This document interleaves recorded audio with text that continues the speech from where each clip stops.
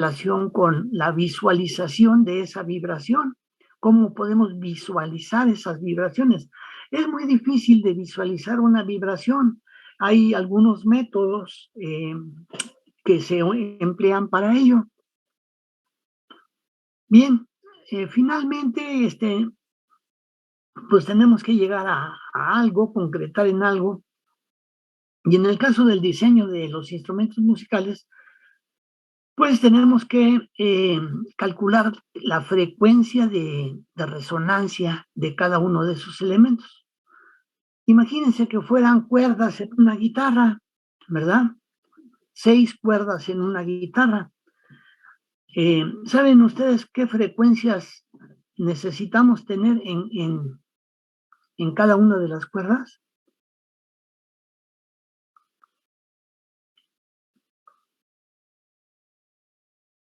¿Mandé?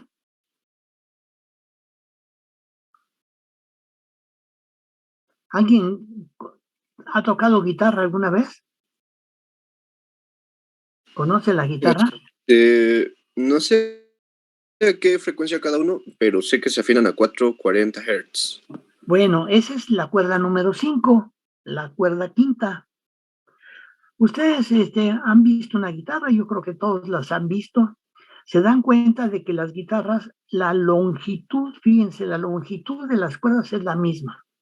Las 6 cuerdas tienen la misma longitud, pero ¿cuál es la diferencia que hace que los tonos sean diferentes en cada cuerda? El espesor que tienen.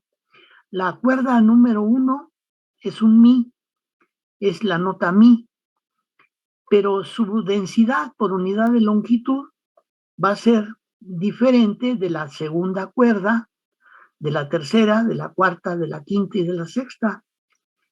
Entonces, tienen que tener una afinación y eso lo va a dar la tensión a la que esté la cuerda.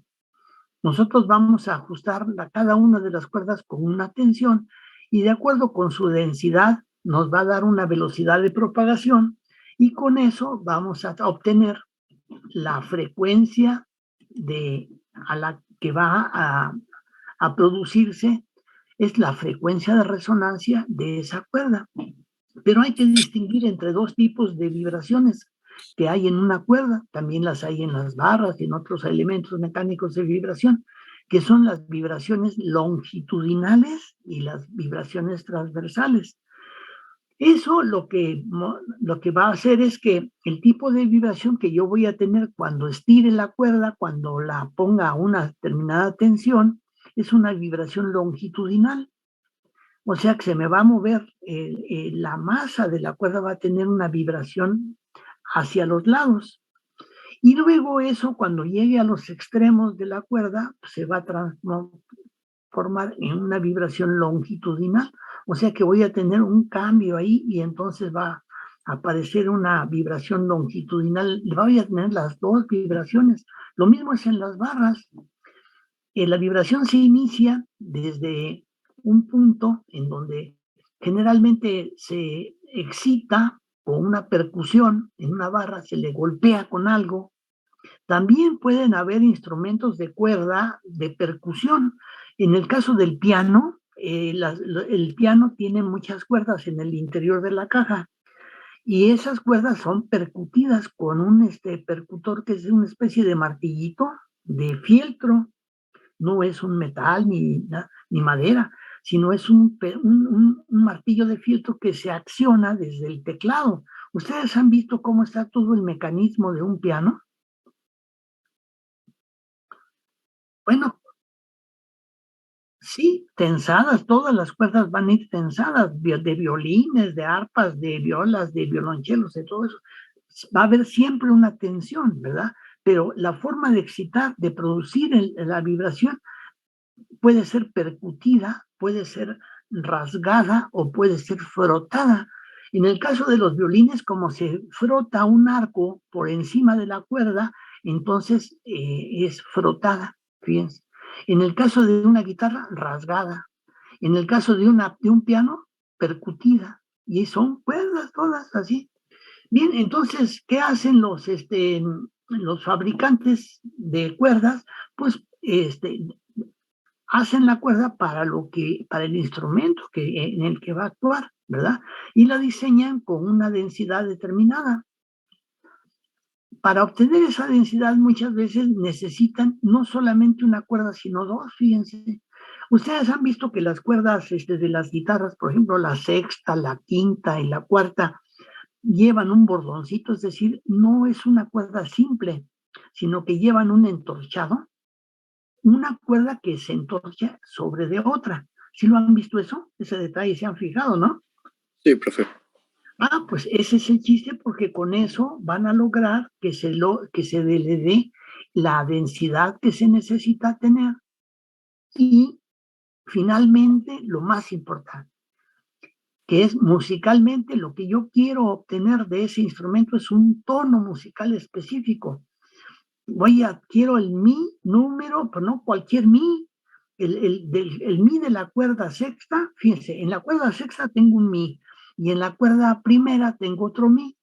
¿Cuál es la diferencia entre un mi de cuerda sexta y un mi de cuerda primera? ¿Quién me puede decir eso? El tono en la sexta es más grave. Sí, pero es el mismo mi, nada más que 2 octavas más arriba encontramos el mi de la cuerda primera, ¿sí? Yo tengo el mi de la cuerda sexta, la siguiente octava, es decir, el doble de esa frecuencia es la octava, ¿sí? Fíjense cómo se obtiene la octava en la música. ¿Por qué le dicen octava? Y es la misma nota, pero duplicada la frecuencia, el doble de la frecuencia. Entonces yo tengo mi. Entonces, ¿cuál es la siguiente nota después de mi? Mi, fa, sol, la, si. A ver, cuéntenle así con los dedos, ¿no? Aquí tengo mi, fa, sol, la, si, do, re, 7. Y mi, 8. Ya se dieron cuenta que de mi a mi hay 8 notas naturales, ¿no? ¿Sí? Por eso le dicen la octava. Y entonces obtengo la siguiente octava, que es el doble de la primera frecuencia. Entonces, entre el mi de la sexta, de la cuerda sexta, y el mi de la cuerda primera, hay 2 octavas. O sea, 2 veces se duplica la frecuencia. Así es como se hace la escala musical que va a tocar la guitarra. Y cada instrumento tiene un grupo de octavas que toca. En el caso de la guitarra son 3 octavas o 4. En el caso del piano son 7 o 8 octavas, dependiendo de la construcción del piano. Normalmente lo hacen para 7 octavas. 7 octavas del tono, o sea que empieza con un do y termina otro do, otro do, otro do, otro do. Y lo van numerando. El do 0, el do 1, el do 2, 3, 4, 5, 6, 7, 8, así. Le ponen un numerito a cada una de esas para distinguirlo uno de otro. Entonces, imagínense que están frente a un teclado y empiezan del lado izquierdo, con la mano izquierda, así se van para el lado izquierdo, ¿verdad? Para allá. ¿Y cuál creen que es la primera nota que está más grave que toca el piano hasta el extremo izquierdo? ¿Cuál es?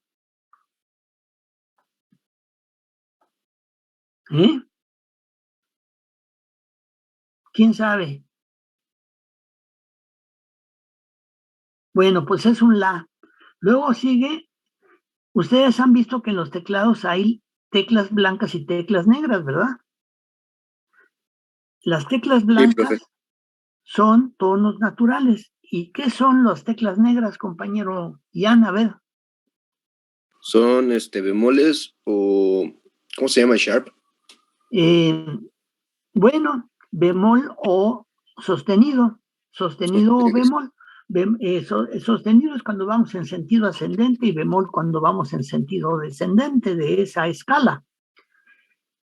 Ok, más o menos ya se ubicaron. Entonces, a esas teclas negras se les llama semitono. ¿Por qué? Porque es un tono intermedio entre la y si. Digamos, imagínense que están al extremo del teclado del piano, ¿no? Entonces tienen un la y luego una tecla negra y luego otra tecla blanca. Entonces la sostenido y luego quedamos que era si, ¿verdad? y a continuación do, pero fíjense que entre si y do no hay tecla negra. ¿Por qué será eso? Pues son las cuestiones de la música, ¿verdad? Algunos tienen el tecla negra y otros no. Entonces ya una escala completa con las teclas blancas y con las teclas negras consta de 7 teclas blancas y 5 negras. ¿Cómo ven eso? ¿Por qué? Porque entre mi y fa no hay semitono, y entre o bemol o entre si y do tampoco vamos a encontrar tecla negra. Así es como está hecha la música, así es como se forma una escala natural. Una escala cromática quiere decir cuando tenemos incluidos los semitonos, las teclas blancas y las teclas negras. Y ya cuando tenemos todo el instrumento ya armado completamente, ¿verdad? Vamos a tener 7 octavas completas y esos 2 tonos adicionales, en esas 2 notas adicionales. Bien, ahorita lo que me gustaría que viéramos es un ejemplo de musicalmente lo que son los instrumentos de percusión de barras, membranas y placas que se percuten. O sea, normalmente se usa una percusión, incluso como les decía, también los de cuerda pueden ser percutidos, como en el caso del piano, los instrumentos de percusión. Y vamos a ver un ejemplo de cómo se calcularía el tono musical que necesitamos para el diseño de esos instrumentos. Esa sería la aplicación que le podríamos encontrar ahorita directa, inmediata, es en los instrumentos musicales.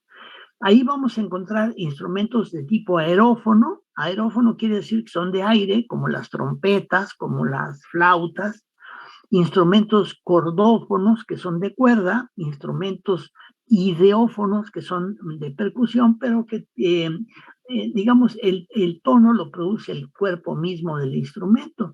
Y para eso hay instrumentos que sirven para hacer ritmos, y otros para hacer armonías, y otros para hacer así, ¿no? Así es como se hacen los instrumentos musicales que se integran ya en una gran orquesta, pero imagínate una gran orquesta, pero sinfónica, ¿verdad? Casi con 100 y tantos elementos y hasta con coros y todo, ¿no? La música es una gran industria que requiere de la fabricación de instrumentos. Y ahí es donde se aplican este tipo de vibraciones, donde vamos a estar viendo la generación de ondas estacionarias de tipo longitudinal, de tipo transversal y las resonancias, la frecuencia de resonancia, la velocidad de propagación. Las ecuaciones diferenciales de estos movimientos, vibraciones longitudinales y transversales, pues son muy parecidas unas de otras. Lo único que cambia en cada uno de ellos es la velocidad de propagación de las ondas. Ya vimos que en el caso de las cuerdas era la raíz cuadrada de la tensión entre la densidad por unidad de longitud. En el caso de la barra es la raíz cuadrada del módulo de Young de elasticidad entre la densidad. Y vamos a ver ahora que en el caso de las membranas se repite otra vez y vuelven a necesitar una tensión. Las membranas, así como las cuerdas, van a necesitar ser tensadas, ¿verdad? En el instrumento donde van a estar tocando, como son los tambores, hay unos que se llaman timbales, que son unos tambores así que parecen cazuelas, bien grandototes, que se usan en las orquestas sinfónicas.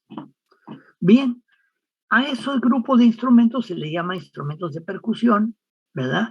Y lo que los distingue es que, pues, para ejecutarlos, el ejecutante, como en el caso de las marimbas, son barras, las marimbas son barritas, ¿verdad?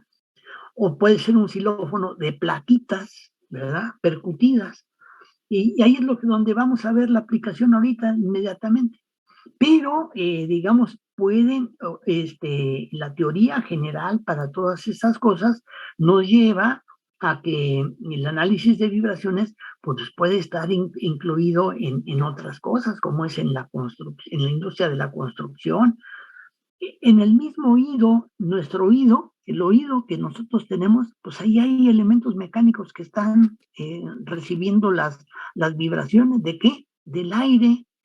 El sonido son vibraciones de la presión del aire que llegan por el conducto timpánico del oído entran y actúan sobre una membranita que es el tímpano. Es una membranita, y esa membranita tiene adherida unos huesecillos que se llaman yunque, estribo y martillo. Bueno, primero está el estribo, perdón, el martillo, el yunque queda en medio y el martillo queda conectado a la parte interna del oído. Entonces se transmite a forma de vibraciones mecánicas en estos huesecillos que se llaman, que funcionan como palancas. Por eso eso es la parte mecánica de el mecanismo de la audición, porque de ahí van a entrar estas variaciones de presión y van a actuar sobre el oído interno. Y ahí se realizan unos procesos muy interesantes que generan finalmente impulsos eléctricos, potenciales eléctricos que se transmiten hacia el interior del cerebro para crear la sensación auditiva, el sentido del oído. Los sonidos los tenemos que sentir porque vienen de un sentido, y entonces cuando son demasiado intensos nos causan hasta dolor. Eso es lo que nos interesa estudiar en la acústica. ¿Por qué? Porque cuando estamos nosotros trabajando las telecomunicaciones, como en el caso de los teléfonos, imagínense, les voy a presentar este libro. ¿Saben quién es este personaje? ¿Quién me dice?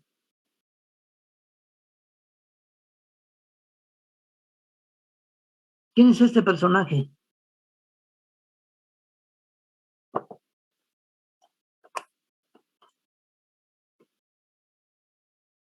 A ver, ¿quién le puede...? ¿Mandé? ¿Graham Bell? ¿Qué dice? Alexander Graham Bell. ¿Quién fue ese personaje? ¿Qué hizo? ¿Qué inventó? ¿Mandé? El monógrafo. ¿Mandé? El gramófono. El teléfono. El teléfono. El primer teléfono que se inventó lo hizo Graham Bell, ¿sí? ¿Y qué es el teléfono? Fíjense que antes de que se inventara el teléfono, ¿saben qué existía ya? El telégrafo. Entonces, sobre una línea eléctrica en donde se alimenta con una batería, se pueden transmitir impulsos eléctricos en forma de clave y se transmitían esos impulsos telegráficos. Entonces, lo que hizo Graham Bell fue que le montó un transductor de voz que él diseñó. Aquí aparece, aquí hablando, no sé si se alcanza a ver aquí esta figurita, hablando por esa bocinita, ¿no? Él hablaba por la bocinita y su voz se convertía a variaciones de voltaje que se transmitían por la línea y llegaban de un extremo a otro. Antiguamente los telégrafos se usaban en los ferrocarriles. En donde iban los ferrocarriles, se iban grandes vías de ferrocarril. Junto al ferrocarril se instalaban postes con estas líneas telefónicas y telegráficas a un lado del ferrocarril, y se transmitían los mensajes. ¿Por qué? Porque el ferrocarril, a donde iba llegando cada una de las estaciones, enviaban mensajes de un lado a otro. Este es el inicio de las telecomunicaciones, de las comunicaciones eléctricas, fíjense. ¿Por qué eléctrico? Porque ahí nada más había voltaje de una batería, circuitos pasivos como resistencias, capacitores, inductancias, y posteriormente ya tenemos la introducción de un dispositivo transductor que cambia esas variaciones por impulsos eléctricos. Vamos a ver eso ya cuando veamos transductores, ¿verdad? Pero pues todo el mundo sabe que cuando tú hablas por un teléfono, lo que se va a transmitir es una señal de voltaje que tiene las mismas variaciones que la voz, que es una onda de presión, ¿verdad? Todos saben eso, ¿no? No es ningún misterio, ¿verdad? Que lo que se está transmitiendo son señales eléctricas. ¿No es así? ¿Eh? Sí. Sí, ¿verdad? Bueno, les voy a mostrar entonces esta exposición y vamos a ver el principio de la siguiente práctica. Hoy la iniciamos, la entregamos el próximo viernes y mientras vamos a ir trabajando con eso del mismo modo como lo hicimos para cuerdas y barras con el simulador de Java, ¿verdad? Entrarán ustedes al simulador de Java para membranas, pero aquí vamos a tener dos tipos de membranas, membrana cuadrada y membrana circular. Entonces hay que hacer unos ejercicios tanto para la membrana cuadrada como la membrana circular. Cambia en las ecuaciones diferenciales cuando se trata de una membrana circular porque se tienen que poner las ecuaciones en coordenadas circulares. Y cuando es cuadrada, pues se usan las coordenadas rectangulares que usamos normalmente. Eso matemáticamente. El fenómeno físico de la vibración, pues se analiza entonces y se hacen unas simulaciones para que vean ustedes los patrones de vibración que se van a tener ahora, ¿verdad? En el simulador. Ahí vienen los ejercicios y lo que vamos a ir haciendo. Entonces les voy a compartir ahorita esta exposición para hacer un resumen de eso y de los instrumentos de percusión.